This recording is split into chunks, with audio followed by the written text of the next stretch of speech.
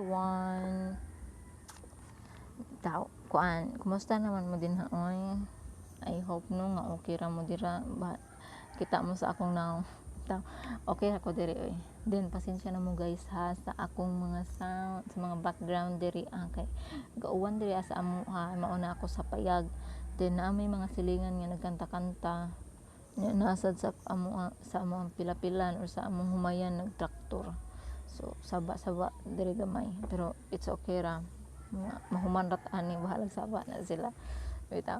So the topic day nga akong i-discuss karon or the topic nga atong hisgutan karon ani nga kahaponon is about positivism o perennialism nga philosophy. So positivism, let's start in the positivism nga philosophy. The proponent of the positivism. Okay, the term positivism refers to a cultural current that emerged in Europe in 19th century which transformed many fields of human knowledge.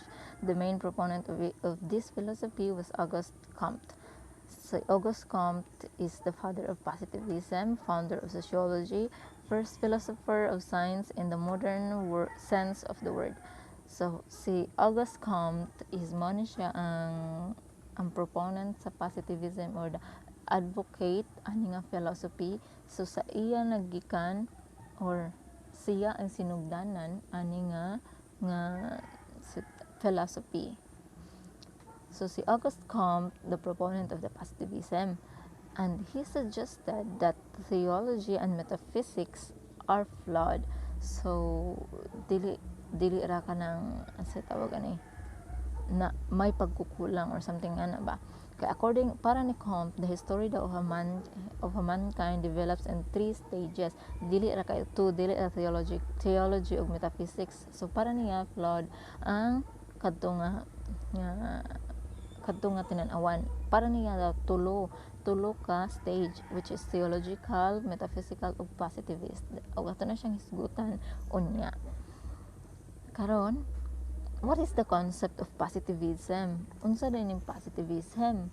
So positivism is a philosophical system deeply rooted in science and mathematics. It's based on the view that whatever exists can be verified through experiments, observation, and mathematical or logical proof. So an epistemological doctrine that the true knowledge is only about the fact.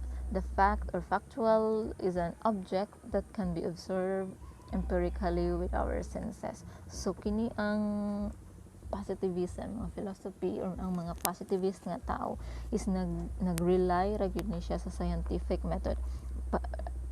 As you kana balik ko na to ha sa ang last nga sentence, the fact or factual is an object that can be observed empirically with our senses. Ang tinuod daw nga butang is ma-observe siya, ma-eksperimentuhan siya, ug mapamatud-an siya pinaagi sa atong senses. Like matouch na to, mahikap, matouch, makita, madungog. So, mao na siya ang mga true nga mga butang. So, kanang ang mga positivist manggod nga mga tao is kana ganing kuan gyud sila ba kanang nag-hold yun sila sa ilang belief nga ang true knowledge is can be shown in a scientific method gani na siya. So padayon ta, it came from a French word positivism or positivisme, which is derived from the root word positive. So gikan ni siya sa French word na positivisme.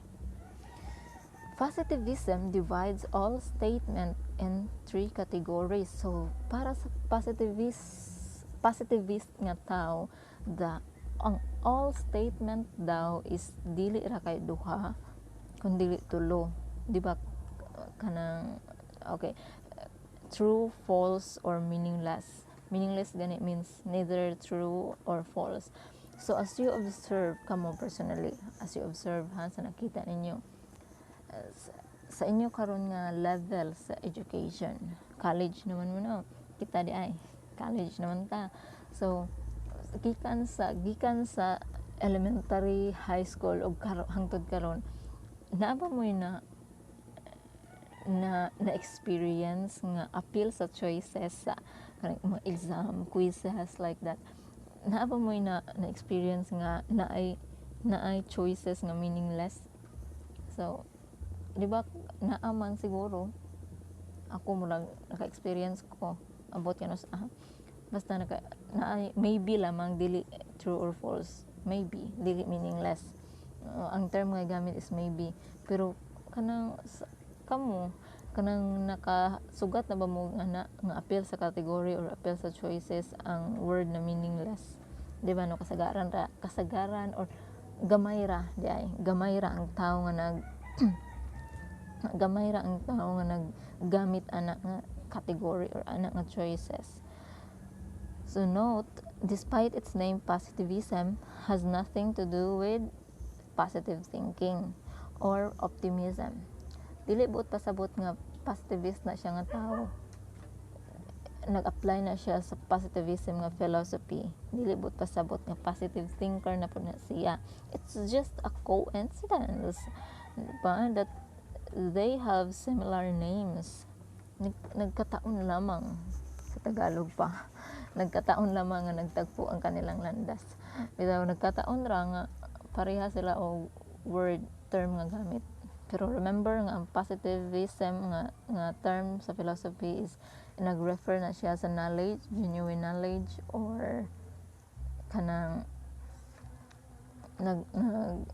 nagpasabot na siya nga reason derived through evidence or through nakita nga evidence through scientific method. Dili na siya buot-pasabot nga positive thinker na ka or positive thinker na nga tao kung positivist na siya or kung apply na siya ng philosophy.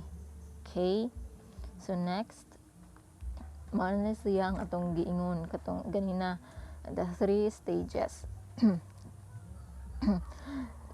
The first stage is the theological, in which events were largely attributed to supernatural forces. Supernatural forces gani like moingon ani nga time is nagtalk na siya about God, goddesses, gods or idols, kana ganing mga supernatural being ba, supernatural forces or being, nagtalk na siya about ani. Then sa second is metaphysical nga stage. So in this stage ay sa balik ta sa theological nga stage diyan, people believe God, believe goddesses, idols, ano ba, they worship mga ingana, mga supernatural being because they believe that in that stage. So sa next, sa second, sa metaphysical stage, so in this stage, the supernatural forces were not imagined as superhuman forces. They were grasped with abstract concept like cause, being, substance, and etc. Kining metaphysical nga stage is extension siya sa theological stage. And in this stage, sa metaphysical is there's no more God. Why? Because para ni Comte para kay kung ano man yung Comte man nga philosophy, para ni Comte daw, there is no more God in this stage kay because God was conceptualized as an abstract entity.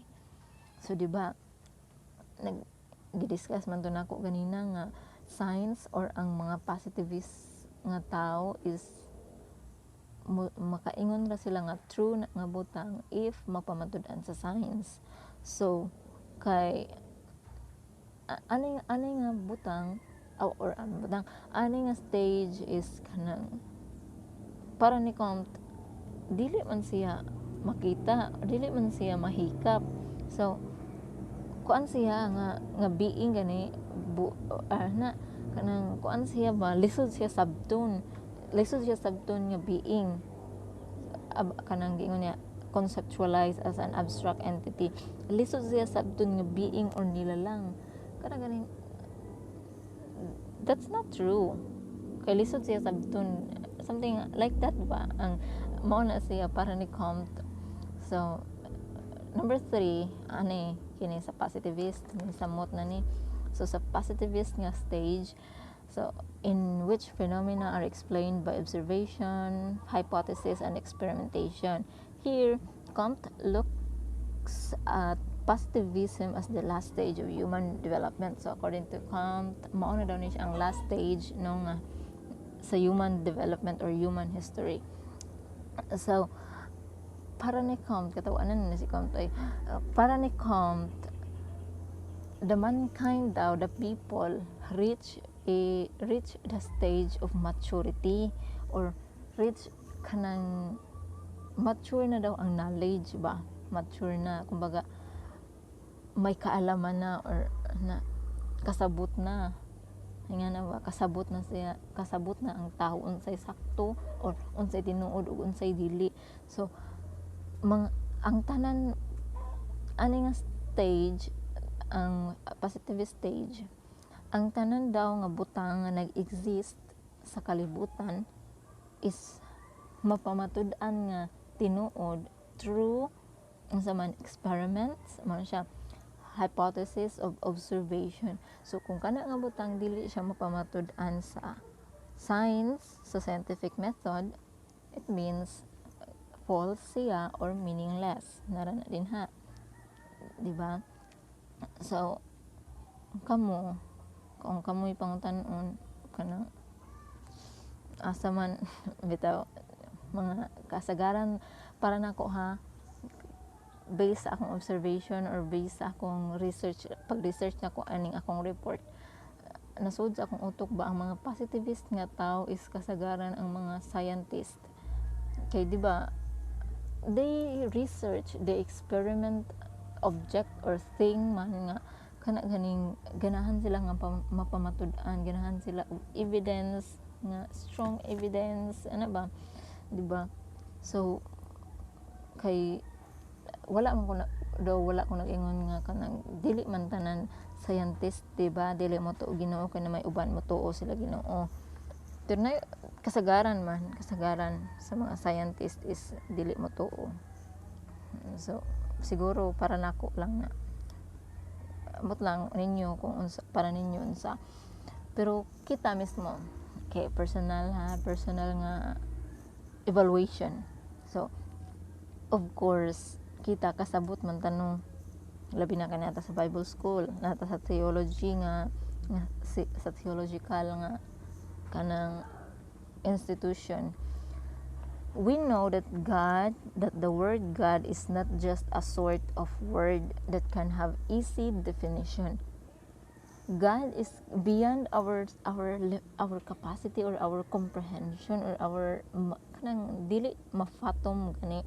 So because we as a human, we as a finite being cannot fully comprehend and cannot fully study, we cannot comprehend because we are finite and God is infinite. Kana beyond our knowledge or sabay kana bang basta dili ma-explain. Kita mismo ba, we as a believer of God, as a believer of Christ, we know nga He is true, di ba? So move on ito. Next, mangutan na ta, do the positivists believe God? Do the positivists believe God? For many people, the existence of God is a true or false question. Kung mangutan na ta sa usa ka tawo, do you believe God? Unsa may kasagaran nila nga tubag, di ba? Oh, or wala. Ay mga di ba mga ingana, yes or no, true or false ra ang kasagaran nga tubag. Pero okay. Atheists say it's false whereas theists say it's true. Kahibaw naman mo unsa nang mga atheist nga tao, no? Mga atheist nga tao is mao na siya ang mga tao nga they don't believe God. They don't believe that there is God. whereas theists believe mutuo nga naay Ginoo, mga ingana ba. So dili di ay kay duha ra, no, dili di ay kay theist ug atheist ra, naa po ay mga positivist. Kay ang positivist ano man siya, ang atheist nagtuo nga there is no God. Ang theist nagtuo nga there is God, while the positivist nagtuo sila nga meaningless ang word na God. But some positivists argue that the existence of God is neither true or false. It's meaningless. Para sa mga positivist na tao, ang word nga God is a meaningless. Dili true, dili false, meaningless. So there are three possible positions of a positivist. So word na God, speaking of God, kung maghisgot ta God, tulura ang position sa positivist ana. God exists and this can be shown through science. Kung tinuod nga nag-exist ang Ginoo, then mapamatud-an siya sa science. God does not exist because science cannot show the existence of God. Dili tinuod ang Ginoo kay dili man siya mapamatud-an sa science, yan ba. Then ikatulo, the word God has no meaning. So ano to siya, ang meaningless, no meaning. So dili na sila maghago pa og research, dili na sila maghago-hago sa ilang, dili na sila magkapoy-kapoy sa ilang utok og imagine. So meaningless daw na siya ang God. Pero we know naman, no, we know from the inside of us, we know nga God is true, He is true. We have experienced His love, His provision, and when we pray, He answered. Maybe for me, that's enough evidence that we need to believe God. We need to believe that He is true. Bisan dili na to siya makita, He is true. Ma-feel man nato from the inside, di ba? I know nga kahibaw mo ana. So di ta manundog aning mga positivist na tao. So question, how can positivism philosophy can apply in the classroom? Di ba nga naghisgot-hisgot man ta Ginoo or something like that. Unsa man nato ning pag-apply sa classroom? So positivism is based on a confidence in a science, di ba? Stronghold yun nila ang scientific method or ang science, mapamatud-an na through science. The true things or true being is mapamatud-an sa science, di ba? Positivists tend to be skeptical in religion. So magdududa sila ba, or kanang nagduha-duha, nagdoubt or something like that ba, murag dili sila motuo. So how can positivism apply in classroom setting? So para nako, ma-apply ang positivism nga philosophy is ma-apply ni siya sa classroom through conducting a research of a certain topic or issue, conducting an experiment to a specific thing or object. So dili man bot kasabot nga kanang kuan hisgot jud ta Ginoo about aning sa positivism philosophy. Like kanang magkuan ang students, ang learners.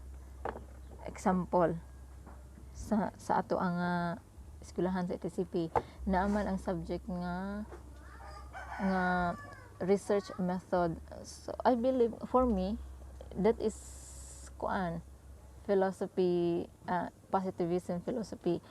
Gikan na siya sa positivism philosophy. Nag-research ta og certain topic or issue gani, gusto nato mapamatud-an kung sakto ba na siya, unsa ba na siya, gusto ta mangitag tubag ba.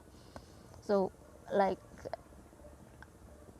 as I observed, no, sa tanan nga eskwelahan, halos tanan nga eskwelahan na ay laboratory, science laboratory.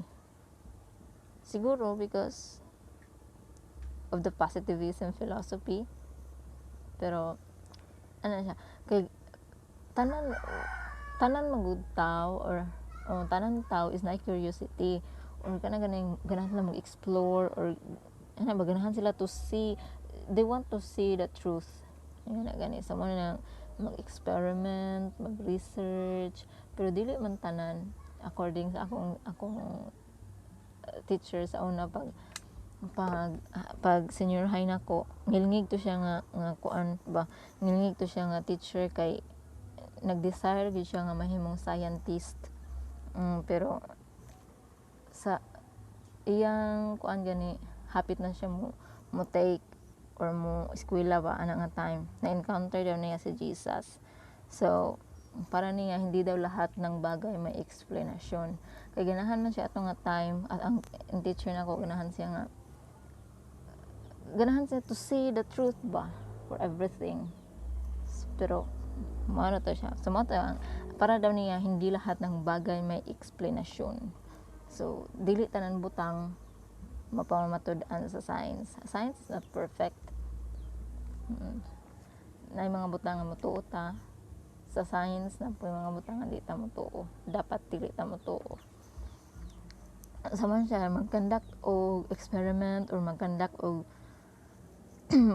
og research to get the answer of speculation, to see the truth.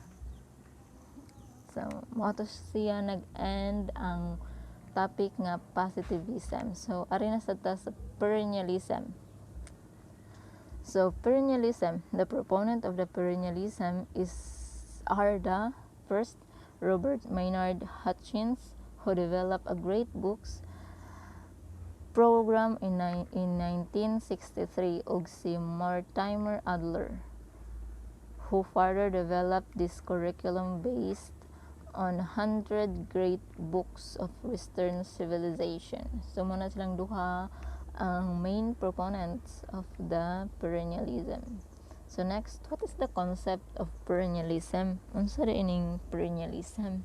So perennialism suggests that the focus of education should be the ideas that have lasted forever, that have lasted over century.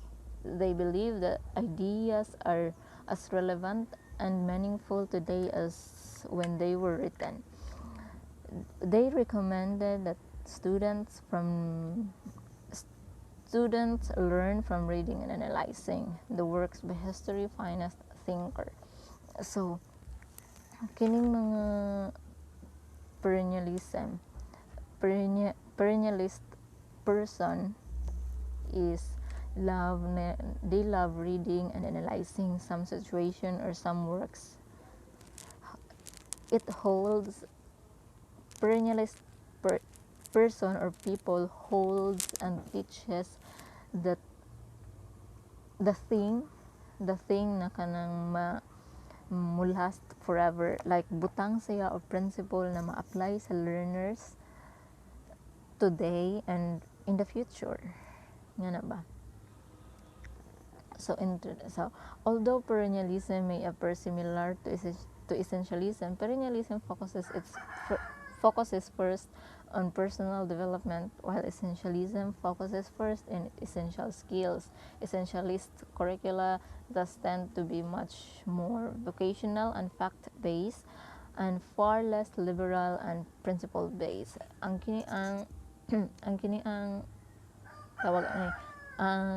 perennialist or ang perennialism nga philosophy is more concerned sa personal growth or personal development of a learner, while the essentialism ang good is nag-focus siya first sa essential skills, while ang kuan is nag-focus sa personal development or personal nga maturity sa tao, or kanang dapat will discipline about ana nga butang ana.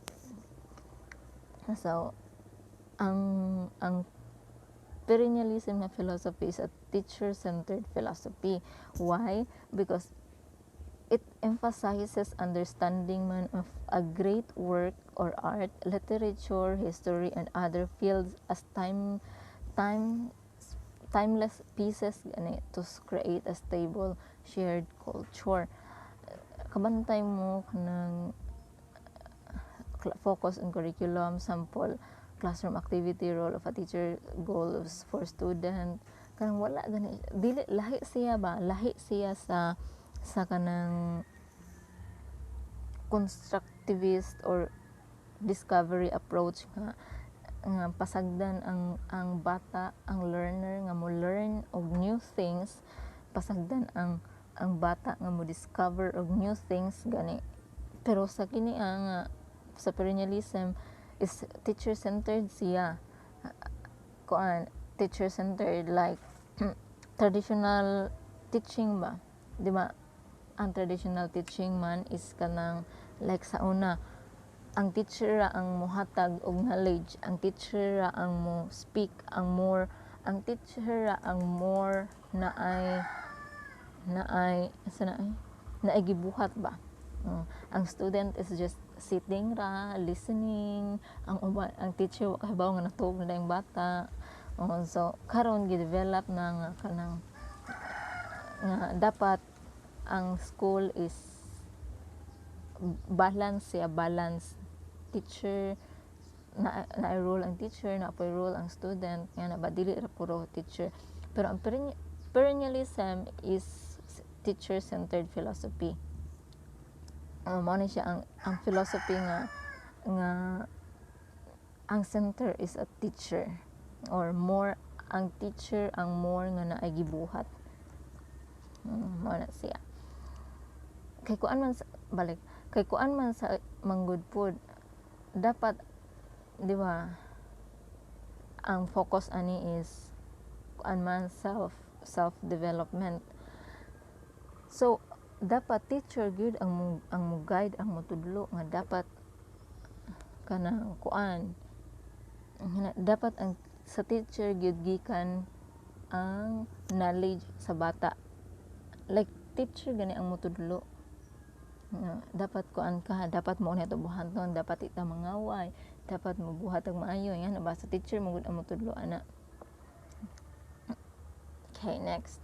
So why should perennialism be applied in teaching? So nganong kinahanglan man nga i-apply ang perennialism sa teaching or sa classroom? Because the focus of perennialism as a philosophy of education is for personal development of the students or learners through inculcating in them the principle that have been passed from generation to generation. So ang focus ani nga philosophy man gud is to develop, di ba, is to develop the personality of a learner, including their perspective in life. So nganong kinahanglan man, mangutan nganong kinahanglan man kay importante man ni siya nga i-apply kay helpful ni siya sa students today, tomorrow, and forever. Makatabang bitaw siya, dili ra ni kay kutubra sa college ma-apply niya kutubra sa kanang samtang nag-eskwela siya, di ba kini if we kanang teach the students to develop, if we develop their kanang personality, their behavior, di ba madahaman niya until forever.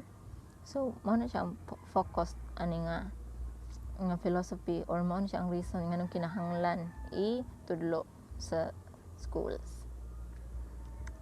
So next, these principles were formulated by the great thinker and philosopher of the past, like Aristotle, Socrates, and Plato, and are likely to make one develop a good personality and morality if learned and applied in life. So like sa mga great philosophers sa una, no, they believe, like Aristotle, Socrates, and Plato, they believe that self-development is more important than material position. Unsaon man ang daghan dato kay ka pero wala kay manner, di ba? Unsaon man ang mga bright kay ka pero wa kay batasan, like that ba. So this philosophy, kini nga philosophy ang perennialism is wala siya nag-reject or wala siya nag-contradict sa philosophy or sa belief ni Aristotle, Socrates ug ni Plato. Instead, ming adapt siya or may believe pud siya ato nga principle. So next, these principles that have been learned will be so useful in later life, especially when these learners begin to appreciate the need to be educated of the facts and knowledge regarding the physical world in the end of getting employed. So this kini gyud nga mga principles nga ilang na-learn through their teachers, their instructor, it is very helpful. The things nga na-learn sa mga students ba is very useful in their later life, like if nana sila career or kanang nana sila future family, ma-develop ang mind sa student regarding sa regarding sa unsa ma-enlighten gan ilang mind kung unsa di ay ang posible nga mahitabo or posible nako nga buhaton in that time na. So maybe 10 years from now, 5 years from now, dili man na siya mawala nga principle or dili na siya mawala nga perspective. Gamit kay na siya sa tao nato. Next, applying perennialism will definitely set not only by mind but the whole aspect of the learner will come and better understand that the ideas, knowledge, or fact will be given to him that he considered necessary. Dili ang pag-develop nato sa personality sa ato personal nga life is dili ra kutob sa i-develop nato atong mind, intellect, mental. Ang perennialism daw is kanang ang goal gani sa perennialism is dili ra kay usa ka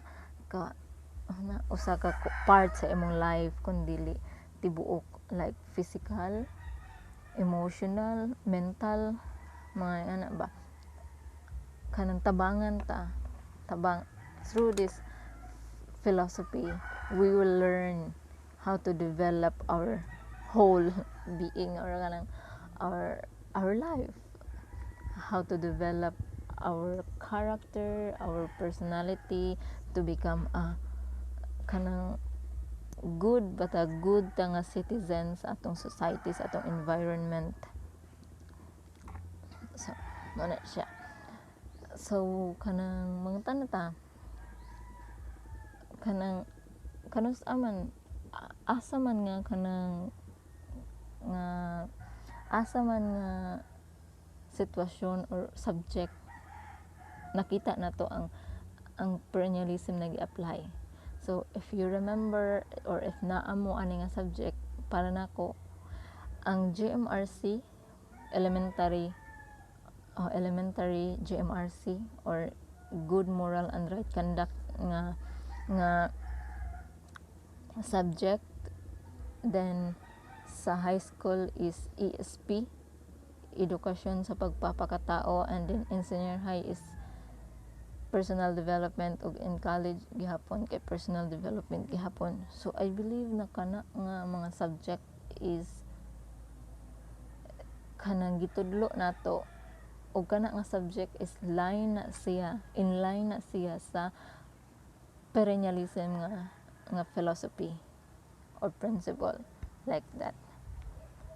So perennialists are primarily concerned with the importance of mastery of the content and development of reasoning skills like reading, speaking, writing, listening. So like sa atong giingon, gidevelop this whole aspect of us, i-develop, di ba? So reading, mental, speaking, writing, or kana listening. So nga na ba, wala rin siya nag-focus sa usa ka ka part sa atong life kundi halos whole aspects of our life. So that are emphasized in the early grades to prepare students in later grades to study literature, history, and philosophy. So mao na to siya sama sa akong giingon ganina, prepare daw early grades to prepare students in later grades to study. Gitudluan ta pag elementary sa GMRC, high school, ASP din kanang senior high sa kami nga nakaagi og senior high or sa wala college personal development. So giteach na siya nato sa una ug hangtod karon to prepare our life, to prepare our mental, to prepare our emotions, or to prepare us, di ba, kay in the college maghisgot or mag-study naman ta og literature, history, and philosophy.